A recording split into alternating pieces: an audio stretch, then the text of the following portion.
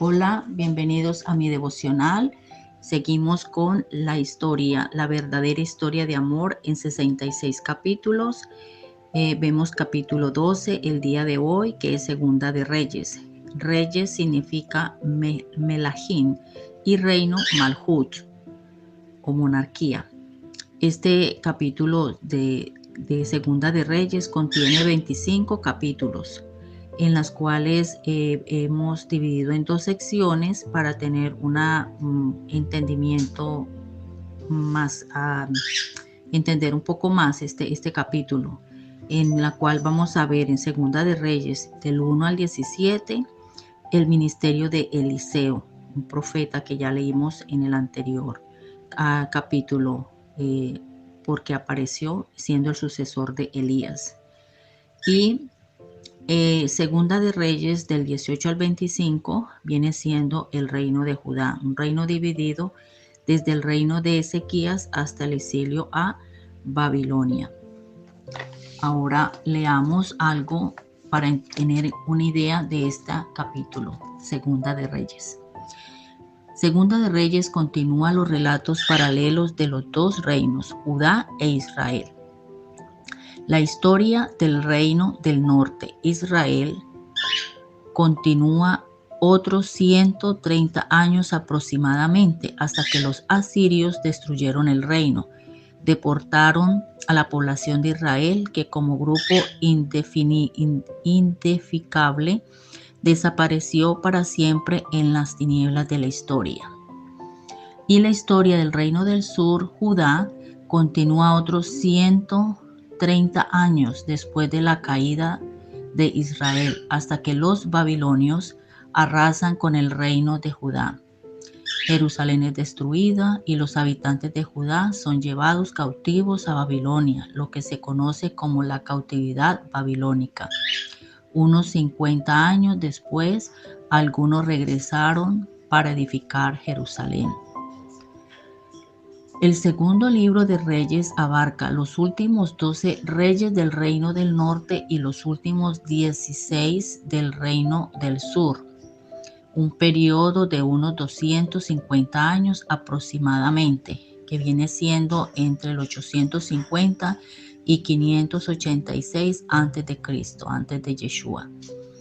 Elías y Eliseo fueron profetas enviados por Dios. Sus ministerios, combinados en un intento por salvar el reino del norte, duraron unos 75 años en el periodo medio de este reino, durante los reinados de los reyes Acab, Ocosías, Joram, Jehú, Joacás y Joás. Ahora vamos a admirar este ministerio de Eliseo. ¿Quién era? Pues en esa época había una escuela de profetas. Todo esto que estamos leyendo, en este tiempo de los reyes, el Señor mandaba profetas para dirigir a su pueblo. Entonces, aunque estamos mirando este capítulo 12, que es Segunda de Reyes, en este mismo tiempo aparecen unos nombres de profetas que contemporáneos en esa época el Señor los usaba para amonestar al pueblo, para sacarlos de todo esto que estaba pasando. Entonces en esos está el profeta Eliseo. Y cuando Elías es llevado al cielo, Eliseo recibe la doble unción de Elías.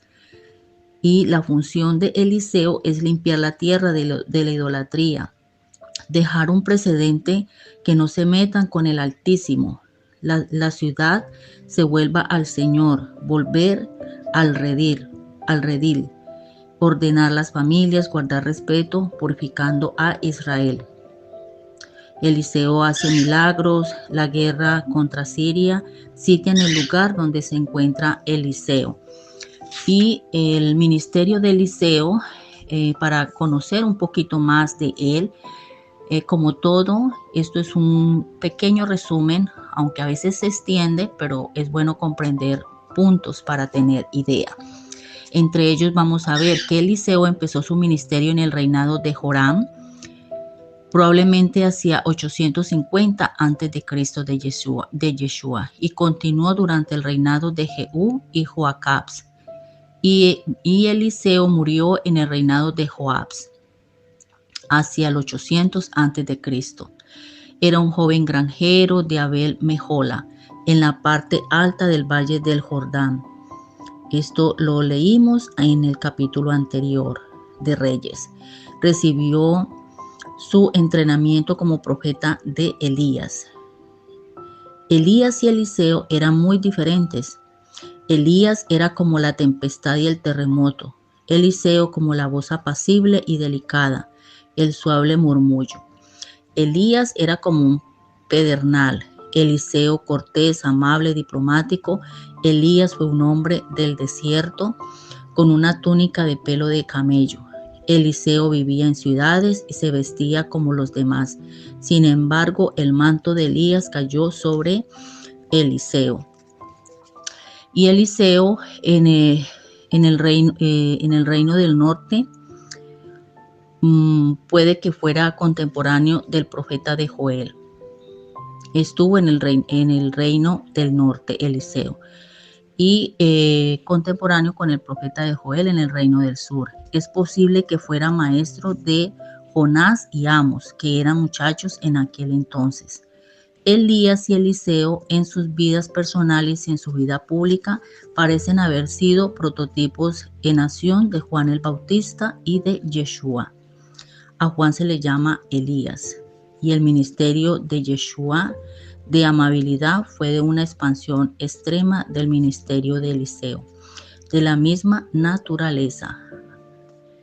Este es Eliseo, y un hombre que obviamente todos estos profetas eran guiados por la palabra del Señor. El Señor les hablaba, y algo que ya al final aconteció, hizo muchos milagros, siempre dirigido por el Señor y hablando al pueblo.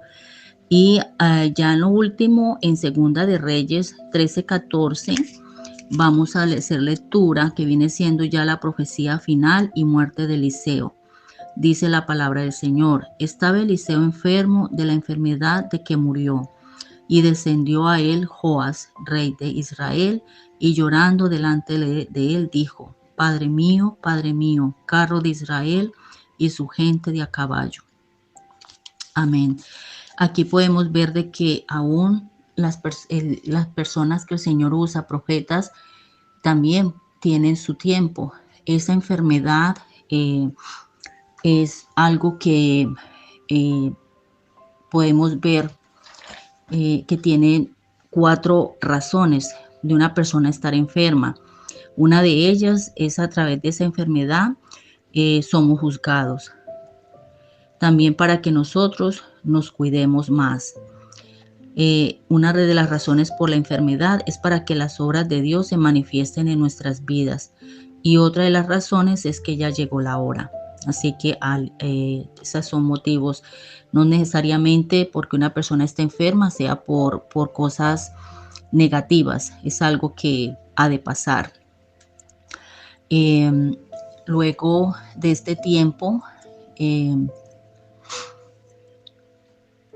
algo que pasaba era, todo esto aconteció en ese tiempo, y algo muy bueno que vamos a entender ahora es, porque tenemos que hacer comprensión, todo esto es época de reyes, y habían mucho que todo lo hacían más que todo no dirigidos por el Señor. En Segunda de Reyes 17, 13, 18, aquí vamos a comprender la situación que estaba pasando en ese momento el pueblo. Dice la palabra del Señor: el Señor amonestó entonces a Israel y a Judá por medio de todos los profetas y de todos los videntes, diciendo: volveos de vuestros malos caminos y guardad mis mandamientos y mis ordenanzas, conforme a todas las leyes que yo prescribí a vuestros padres y que os he enviado por medio de mis siervos los profetas. Mas ellos no obedecieron, antes endurecieron su cerviz, como la cerviz de sus padres, y los cuales no creyeron en el Señor su Dios. y desecharon sus estatutos y el pacto en el que había hecho con sus padres y los testimonios que él había prescrito a ellos. Y siguieron la vanidad y se hicieron vanos y fueron en pos de naciones que estaban alrededor de ellos, de los cuales el Señor les había mandado que no hiciesen a la manera de ellas. Dejaron todos los mandamientos del Señor su Dios y se hicieron imágenes fundidas de 2 becerros y también imágenes de acera y adoraron todo el ejército de los cielos y sirvieron a Baal. E hicieron pasar a sus hijos y a sus hijas por juegos y le dieron adivinaciones y agüeros y se entregaron a hacer lo malo ante los ojos del Señor, provocándole a ira. El Señor, por tanto, se airó en gran manera contra Israel y los quitó delante de su rostro, y no quedó sino solo la tribu de Judá. Esto es muy duro porque esto era lo que estaba aconteciendo en ese tiempo. Hubo mucho que el pueblo se estaba yendo a otros dioses. Dice que los libros históricos de los reyes, el reinado de Saúl, David, Salomón, Roboam, Jeroboam, la mayoría malos, son la mini historia del comportamiento de Israel entre las naciones. La infidelidad con muchos amantes, Baal, Astarte y Moloch. Su primer amor le traerá al pacto. Los libros históricos, la infidelidad de Israel, hablan de la infidelidad de Israel. Este es un libro histórico de Reyes que estamos escuchando. Viene siendo la apostasía de Israel, la necedad. Es algo que al Señor le dolió mucho, porque aquí vemos cómo el pueblo se estaba alejando cada día más por querer hacer sus cosas. Es muy duro y aquí el pueblo de Dios quería hacer lo que quería. Una parte histórica para entender esto que acabamos de leer, es bueno mirar el punto en el cual el Señor amonestaba a todo tiempo, por eso enviaba a sus profetas. Y aquí en Segunda de Reyes 17, 33, 34, dice: hasta hoy hacen como hacen, ni temen al Señor, ni guardan sus estatutos, ni sus ordenanzas, ni hacen según la ley y los mandamientos que prescribió el Señor a los hijos de Jacob, al cual puso el nombre de Israel, con los cuales el Señor había hecho pacto y les mandó diciendo: no temeréis a otros dioses, ni los adoraréis, ni les serviréis, ni les haréis sacrificios. Muy duro. Duele porque aquí el Señor hace cambios, hasta le cambia el nombre a Jacob por Israel, que significa el que venciere. Hay que vencer todas estas idolatría. Eso es lo que el Señor hablaba al pueblo desde hace muchos años. Estos libros que estamos leyendo, estos capítulos, tienen en medio de todo más de 40 autores que han escrito. Por eso es la palabra del Señor, por eso es la verdadera historia de amor, porque todo compagina.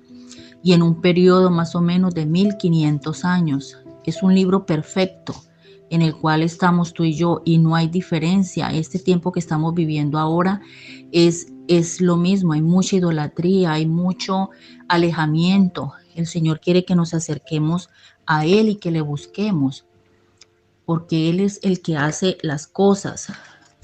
Y ya aquí vemos que Dios quiere conquistar. ¿Y cómo va a conquistar Dios a su pueblo terco? Él llama al profeta Oseas. Y este profeta Oseas viene siendo el resumen de la mini historia de la redención, la conquista a su pueblo infiel.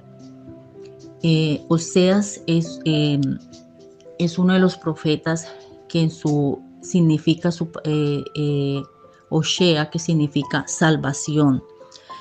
Y allí habla acerca de la salvación Oseas es un hombre que el Señor le ordena que se case con una mujer adúltera que se llama Gomer, y esta viene a representar a Israel.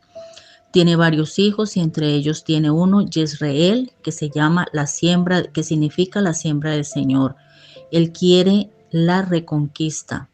Él quiere nuevamente que nosotros seamos nuevamente llenos de Él, que seamos ese pueblo escogido, sin mancha a través de su palabra, porque el pueblo se alejó de los mandamientos, de las ordenanzas. Esta es una historia en la cual aquí también quiero hacer énfasis acerca de lo que pasó en Babilonia, en ese periodo con el reino del norte y del sur, para que tengamos en cuenta estos periodos y estos imperios. Allí vemos que Asiria llevó cautivo a Israel. Babilonia llevó cautiva a Judá. Asiria ocupó la parte norte del valle de Éufrates, Tigris. Babilonia ocupó la parte sur del valle de Éufrates. Y Nínive fue la capital del imperio asirio. Babilonia era la capital del imperio babilónico. Nínive y Babilonia estaban a más o menos 482 kilómetros de distancia. Estos eran los imperios que estaban en ese tiempo, controlando, manipulando el pueblo. Y el deseo del Señor es reconquistar. Y lo lindo es que tenemos esa palabra hermosa a través de los profetas. Y ya para terminar, quiero que leamos en Oseas 2, 14 al 20. Dice su palabra: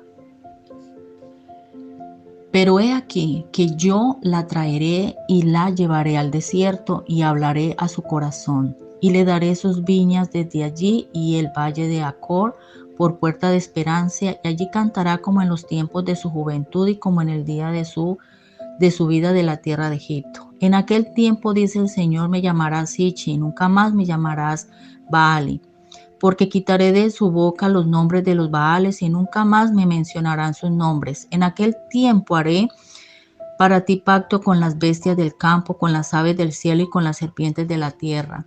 Y quitaré de la tierra arco y espada y guerra, y te haré dormir segura. Y te desposaré conmigo para siempre. Te desposaré conmigo en justicia, juicio, benignidad y misericordia. Y te desposaré conmigo en fidelidad, y conocerás al Señor. Amén. Esto es la atracción. El Señor nos quiere atraer, seducir.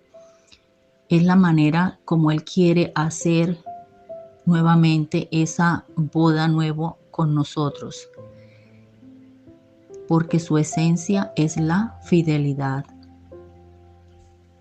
Gracias, Padre. Vamos a darle gracias al Señor por este contexto, esta palabra que nos reanima a buscarle y amarle.